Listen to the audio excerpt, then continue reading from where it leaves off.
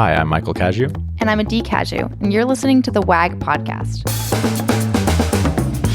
This podcast is about health, wellness, and personal development. Each episode is a short conversation between Adee and I on a single topic with actionable steps. We cover everything from food, mindset, fitness, and relationships. We started WAG because of the way health and fitness changed our lives, so we hope to share a tool or two that helps you along your way.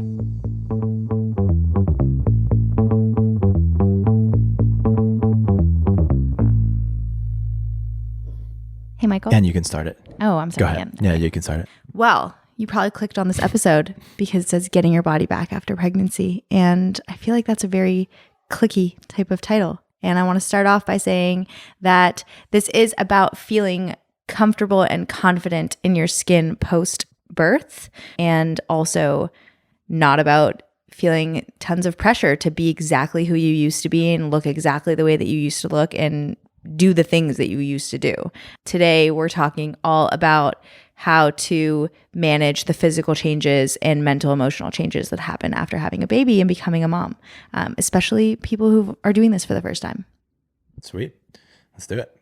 So why are we even talking about this? We are talking about this because we have just had a baby, and from our experience, there were definitely some obstacles in me being able to take care of myself after he was here. And so we saw that me being able to take care of myself was directly related to how I could show up for our baby, and how I could show up as my own individual, and my confidence and my ability to just handle the changes with more ease versus having these changes really affect me. In moments when I wasn't taking care of myself, everything felt harder and heavier. And that is what we wanted to avoid. We wanted to avoid the heaviness that can come with hard changes, and the frustrations, and also the like grieving of who I used to be and how I used to look and all of those things. It is just harder when I'm not taking care of myself. Mm-hmm. There's just like more dissonance between where I am and where I used to be. So taking care of myself was really important. Not to mention actually being able to recover from a process like giving birth, preventing physical issues like prolapse if you had a vaginal delivery. I'm sure there's different things when you have a C-section or anything like that. And for me, it really helped me combat any momentum that I was getting towards anything remotely like postpartum depression or negative mood spells or just feeling down. Taking care of myself really helped turn that around. Mm-hmm. Yeah, I think you did a really great job. I know that there were a lot of uncomfortable moments as your body was doing and looking ways that were foreign to you. And there were, it came with some emotional discomfort, but I think you moved through it really well. You stayed really consistent, and you also didn't push yourself to do things too quickly you weren't so aggressive on yourself at the expense of connecting with Shy and at the expense of like your own peace of mind. Yeah. And also, it's important that this is really about helping to manage this change, not any pressure to be a certain way. I still am not he's 4.5 months, and I still don't look the way that I used to look, and I don't feel the way that I used to feel. And I still am taking care of myself regardless, without the pressure of I need to look a certain way, or I'm like hard on myself for not being that way. Birth in itself, like the physical act of birth, is a huge process. There is major healing that needs to be done. And it's important to honor that process as well as like doing it at your own pace. The number one priority, especially for me who's breastfeeding, is to be able to have ample supply and be able to nourish our baby with milk. He's still exclusively breastfeeding. So I think that I keep reminding myself, anytime I'm being down on myself, like this is a phase, it's all going to pass, and just like honoring the pace at which it feels right for me. So I think you're going to talk about a number of different things that have worked well for you in different areas around this. And we want to give the caveat that obviously Adee and I can only speak from our own experience. Everybody's body's different. Everybody's psychological experience is different. And so if we say something that doesn't align with you, doesn't fit, then that's okay. Yeah. It's mostly meant to be kind of like you're trying something on at the store. Like try on the sweater. If it fits, great. If it doesn't, put it back. It's just not for you. The first thing would be like my mental and emotional well-being. I feel like what really helped me at the beginning was to talk about anything that I was feeling with people that I trusted in my life, primarily with you, especially for the first week when we were in the NICU. Shai came 4 weeks early. We were supposed to have the baby at home. We didn't end up having him at home. We had him at the hospital, and I had like a retained placenta and like a bit of complications, including Shai ending up in the NICU. Like the whole process was just honestly really jarring for me. I didn't feel almost anything. I think I could have let myself spin out over not feeling anything, like feeling guilty that I wasn't having this heart explosion, like massive amounts of love for him immediately that I had worked myself up to feel. Like I couldn't wait for him to be in this world, and we would lock eyes and it would be like in the movies and we would imprint on one another, and like it would just be this explosion. And honestly, right when he came out, I almost fell asleep because I was so exhausted from labor. It just was not how I saw it in the movies. I think without having you to talk about it with, and you just reminding me that it's okay, I'm not wrong for feeling any of the things that I'm feeling, allowed me to, not slip into more of a negative spiral. Mm-hmm. So that was really helpful that you did that with me. Cool. I think for my mental and emotional well-being, which all of these things have helped me take care of myself better. I was very particular about who I would spend time with, and the people that spent time with us were people that were giving me energy versus feeling like they were taking energy away. So if people came over and I felt like I had to host them, that was not who we needed in our space at that time. It was people that would come over and they would help and they would support, or they would take me to go do something fun. I have a friend that she picked me up and took me to go get my nails done. And it was that like really helped me take care of myself and realize, okay, I can also take care of myself. I don't just have to take care of the baby, and other people are encouraging me to take care of myself as well. So that was really, really, really helpful to just like move through this period of time. And then asking for specific help. I think almost everyone listening probably has a community or a group of people around them that wants to help you through this period of time. And there's this discomfort that comes with wanting to help somebody, but the person not letting you know how you can help them. It's uncomfortable to just force your help upon somebody. I know a lot of new moms feel like I'm just going to do it all myself, or I can do it all myself, or I can't ask for help, or I don't know how to ask for help. And part of it, I think, is they also might not know what to ask for. Mm-hmm. Exactly. Which we can touch on. Yeah. So some things that really helped me that maybe you could ask people for support on were meals, like home cooked meals, so we didn't have to order food out all the time. So people bringing us home cooked meals was incredibly helpful, and being able to say specifically home cooked meals delivered to our house would be really helpful, whether that was things that we can put in the freezer or things that we could have on the day to day. And what's the app? It's a meal train? Yeah, our friend set up a meal train for us on mealtrain.com. It's like super simple. You can set up the days and instructions and all that stuff for people to just like know what day they can show up with food and how to give it to you. And they just like left it on our doorstep. They didn't even knock to come and see us. They just left it on our doorstep and texted us saying, hey, your food's waiting for you. It was really, really, honestly, so helpful. We had that for the first 12 weeks, which was amazing. It was actually incredible. That is like a specific ask you can make to other people. I also had made specific asks like, hey, can you come grab me and take me to go get my nails done? Mm-hmm. Or I had a specific ask of you, can you help me find time to work out or to do my physical therapy? Using those as a couple examples, can you think of any other examples of ways that things that people could ask for? To clean your house. That might be something that kind of falls by the wayside in the beginning. So someone can clean your house. If you have someone close to you, as soon as you're ready, you could ask for them to babysit for a couple hours so that the two of you, mom and dad, or whatever your your situation is can spend some time together. I think those are some great examples of things that you can ask for specifically. And it's a gift to the people in your community for you to be specific about the ask. Like they want to show up for you. Most people just don't know how and feel uncomfortable just stepping in and doing it. So I think that that's really important. And I feel like if you are the kind of person who feels some level of guilt of taking that time, imagine your mom saying to you, like, Shai can't speak, so he can't tell me to take care of myself. But imagine your mom, you're like a baby, but you can speak, and you ask the baby, hey, would it be okay if I go and take care of myself? I would imagine all of us would have said to our moms, yes, go take care of yourself. Dad's going to take care of me, or Auntie Lex is going to take care of me, and it's all going to be fine. I'm going to feel so good. Like, that's totally okay. We would have said that to our parents, but Shai actually can't say that. So I feel like if you can find it within yourself to like let go of that guilt and know that it's probably what they want for you.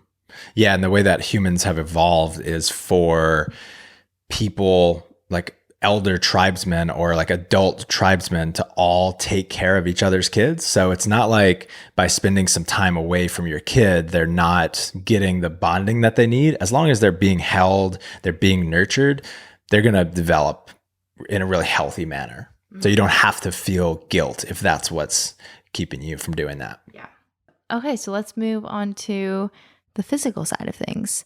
This was really slow, and I was very adamant about not doing more damage than has already been done from pushing a baby out of you. There's this like huge wound from where your uterus used to be. Like your uterus is basically up to where your lungs are. And then it goes all the way back down, and your organs have to like recalibrate of where they're going to be once that baby's out of there. It's so crazy how quickly that your uterus goes back down. It's just the whole process is kind of wild. So my core was, I had some diastasis. From my understanding, 100% of women who get pregnant have some level of diastasis, meaning like some separation in the ab muscles just to make space for the baby. And so it was important to me that I didn't do more damage. Like it literally felt like my organs might fall out of me, and I didn't want them to fall out of me. So working on my pelvic floor, working on breathing, working on core strength, like those were all top priority. And I worked with a physical therapist from 18 weeks pregnant all the way through to 12 weeks postpartum. That was really important to me. And it also gave me this like clear, okay, I have something to do. I know I'm not doing anything unsafe. And it gives me the space to take care of myself and just be alone, moving my body versus feeling like I have to just like get into working out really hard so quickly. That was really helpful for me. Yeah, no, I'm super proud of your patience in that realm. I know that before he came, you were getting more and more frustrated you just kept having to take movements off of your like list of things that you can do, and it became like you could do like 5 things over and over and over, which I know is boring. But I think that patience allowed you to really enjoy being a new mom, not stressing out about it too much. And it's probably allowed your body to bounce back much more quickly. I do agree. And then the other thing about physical is being able to feel like I'm getting back to a place that is comfortable and confident. Eating good food was really, really important. We were in the hospital, and I remember for the week that we were living in the hospital, we did have food delivered to us, but we didn't have a fridge. So it was really hard to just have perishable food with us consistently. So people would bring us takeout, or we'd order takeout, or we'd have snacks. And it just like didn't feel good. It felt really good for a few days, and then we were over it. But it felt like I felt sluggish. I felt just like not like it didn't feel healthy. It didn't feel like I was being nourished. It didn't feel like it wasn't a good feeling. So really focusing on. But you remember those scones? I know. God. They were so good, but too good. Just feeling like we were eating good homemade food was really helpful for me to feel just like, okay, I'm taking care of myself. It feels good. I have more energy. It like really impacted the way that I was feeling from day to day. As soon as we got back home, we both committed that we were going to have as many home cooked meals and eat out as little as possible, which I think helped a ton. Yeah. And I think now we don't really eat out at all. Pretty much. Yeah. It's just easier to eat at home when you got to put the baby down at 7:00. So we've been eating at home a lot. And I think it was getting onto that as quickly as possible was really, really helpful. Also, just taking the time for hygiene. Well, before you go that, can I ask you a question about food? Yeah. So do you want to talk about how you made the decision to start tracking again and how you knew it was time for you? Oh, yeah. So I think I started tracking my food again at like 5.5 weeks. I made that decision because for me, when life is really chaotic, my ability to eat intuitively diminishes. So I'm super stressed. The reason why we work in nutrition coaching is because I have issues with my relationship with food. Like that's how this all started. Is I was a 200-pound teenager who was heading in a really unhealthy direction, and I had developed like really strange habits with food. When I'm really stressed, when I'm not sleeping well, when I have a lot going on and I'm learning all of these new skills, like I'm taking care of this life and I've never done anything like that before. Eating intuitively just it's not happening. I just don't know how to eat intuitively. I'm not in touch with my hunger cues. I want to eat for comfort versus eating for nourishment. So tracking my food actually helped me feel freedom in terms of my food choices. And it also helped me feel better about what I was like. It made me feel like I had something that I was in control of. And it was easier for me to have parameters when right now at this point in my life, I'm just having a really hard time with intuitive eating.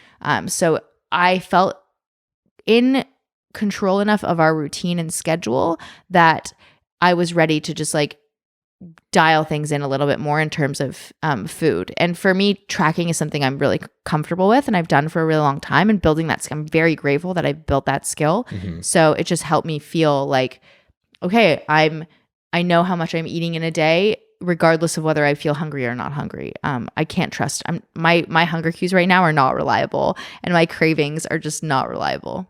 So I know like the absolute most important thing for you has been and continues to be making sure that you were producing enough milk and that Shai was getting everything that he needed.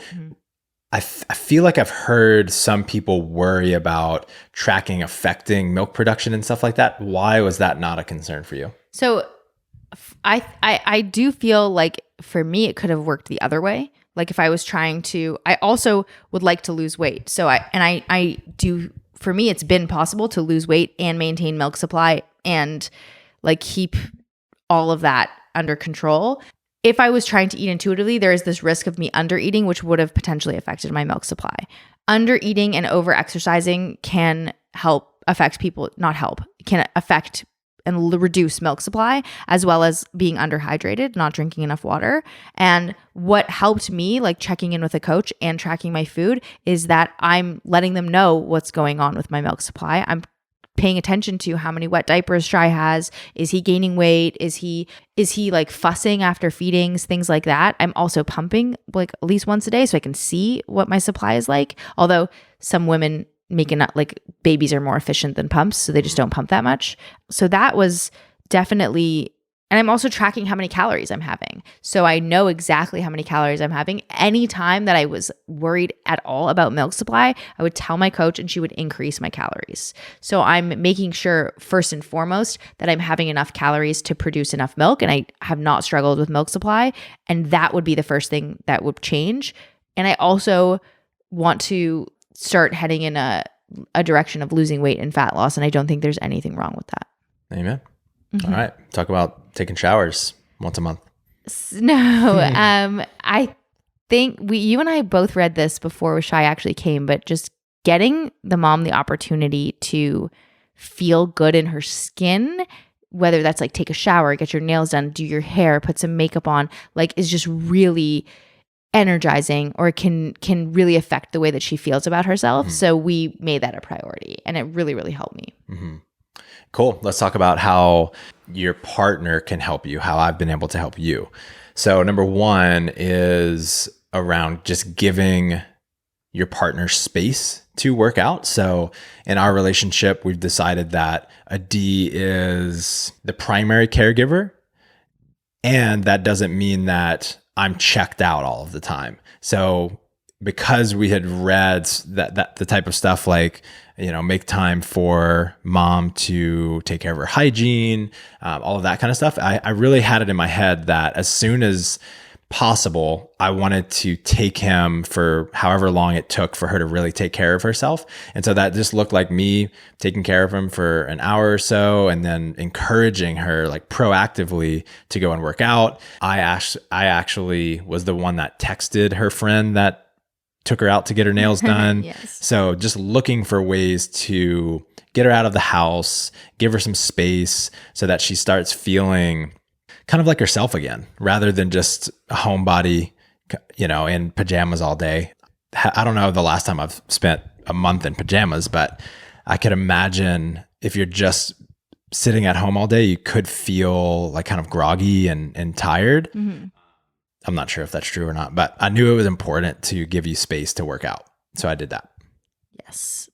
What also that you did really well is that before we had this new huge responsibility that came into our lives and we did decide that I'm going to be the primary caregiver, I was responsible for other things in the house that I just couldn't really do when he came. I didn't have capacity. Mm-hmm. I still am getting the hang of this new routine and these new responsibilities. So you took on a lot of food responsibilities, whether it was cooking us food or arranging the food. You also helped with like coordinating with all of the people that were bringing us food or our families. Or any help and support that we needed, like getting the house cleaned or things like that. Like you definitely really stepped up in areas that normally were under my lane. My lane. And there was this now blurred like there is no lanes. We're just like anywhere we see the opportunity to help, we're stepping in to help each other until, we just recorded an episode on navigating responsibilities. Once things like settle down a bit, we could then get to a place where it was like, okay,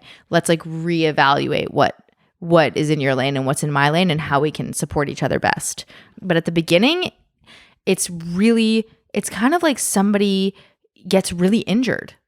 Not to say that pregnancy is an injury, but it's kind of like someone's like really injured and they cannot physically do things, like someone broke their leg or something like that, where you now have to, like Michael has to take care of me so that I can take care of the baby. Mm-hmm. And I actually can't walk much, let alone can I do things like cook around the house. Like standing for long periods of time was really difficult, and also not conducive to me recovering properly. Mm-hmm.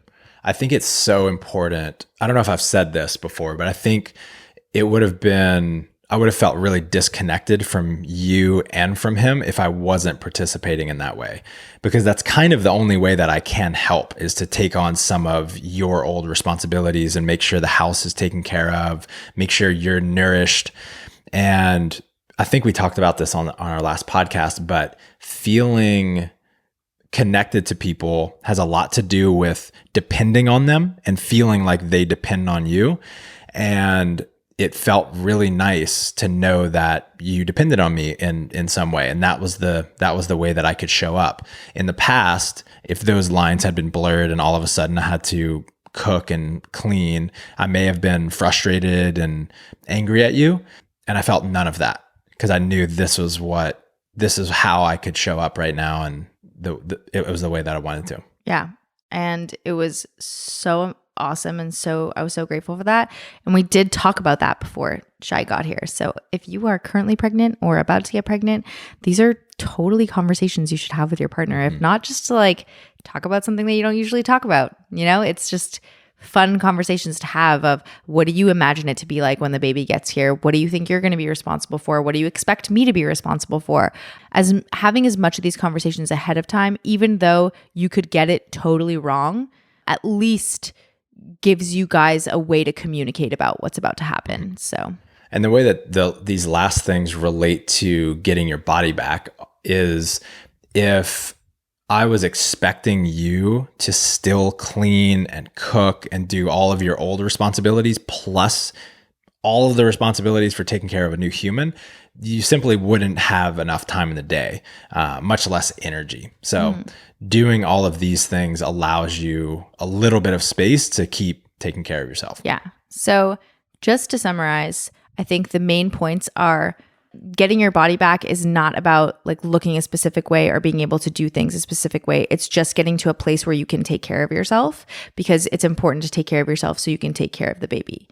Ways to do that are like specifically asking people for help.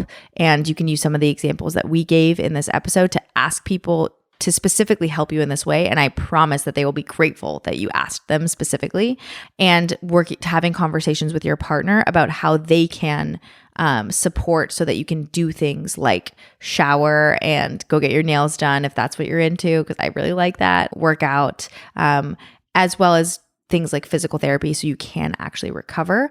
And then I think and then it's just spending time with people that give you energy versus drain your energy. Just trying to pay attention to when somebody leaves your space. Are you feeling drained or are you feeling energized? Those are all some great places to start. And most of all, be patient with yourself, go at your own pace, and just enjoy every single second, because Shai's 4.5 months old and I already miss how tiny he used to be. Like, I already miss it. He was so tiny, this like little thing, and it just goes by so fast. So be present and enjoy the moment, and try not to rush. And get out there, get pregnant. And if you're not, be practicing. Nah. If you don't want to get pregnant. That means have sex, guys. Yeah. Okay. Peace out.